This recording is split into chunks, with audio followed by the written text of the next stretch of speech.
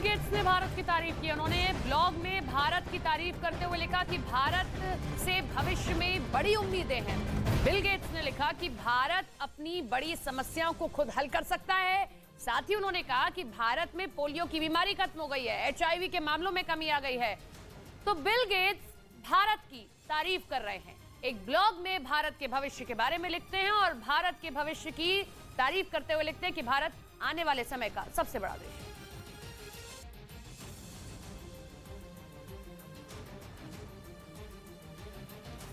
इधर कई मुस्लिम संगठनों के नेताओं ने प्रधानमंत्री नरेंद्र मोदी की तारीफ की है। चंडीगढ़ में हुए ऑल इंडिया मॉनिटरी कॉन्क्लेव में कई मुस्लिम संगठनों के नेताओं ने हिस्सा लिया है और इस कार्यक्रम का विषय रूल ऑफ माइनॉरिटीज इन अमृतकाल रखा गया था। कार्यक्रम में मौजूदा सरकार के कई अहम फैसलों पर बातचीत हुई। मुस्लिम संगठनों के नेताओं ने 3 तलाक खत्म करने के फैसले की तारीफ की। साथ ही ये भी कहा कि ट्रिपल तलाक खत्म होने के बाद महिलाओं को आत्मसम्मान भी मिला और वो ज्यादा आत्मनिर्भर भी हुई। विमेन जो डिप्राइव होकर रहती थी उनको एक स्टेटस देने के लिए एक बहुत अच्छा ये कदम उठाया गया है और इस हवाले से हम जो हुकूमत है उसकी बहुत सराहते हैं।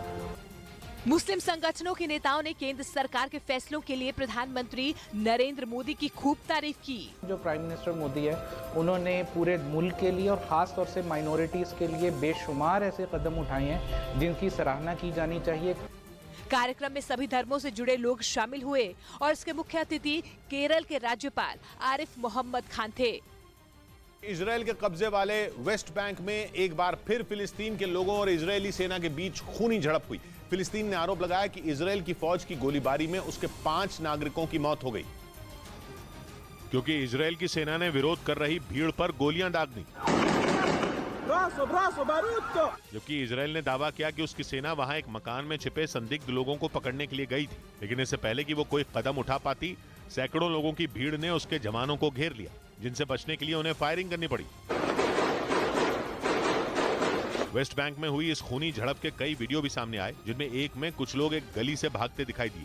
फिलिस्तीन ने आरोप लगाया कि इजराइल की सेना ने बिना किसी चेतावनी के उसके नागरिकों पर गोलियां बरसा दी, जबकि वो लोग इजराइल के खिलाफ सिर्फ नारेबाजी करके उसकी सेना की छापेमारी का विरोध कर रहे थे। लेकिन जैसे ही इजराइल के जवानों ने गोलीबारी की, वहां बवाल तेज हो गया और लोगों ने इजरायली सेना के ऊपर पथराव शुरू कर दिया। इजराइल की फौज की कार्रवाई का विरोध कर रही भीड़ ने उसकी गाड़ियों को रोकने के लिए सड़कों पर आगजनी कर दी, जिसके बाद वो पूरा इलाका गोलियों की आवाज से एक बार फिर गूंज उठा।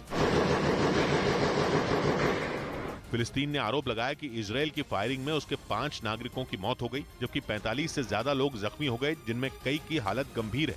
इससे पहले पिछले महीने भी वेस्ट बैंक में जमकर बवाल हुआ था। उस वक्त भी इजराइल की सेना ने वहां छापेमारी की थी, जिसके बाद फिलिस्तीन ने इजराइल पर अपने 9 लोगों की हत्या करने का आरोप लगाया था।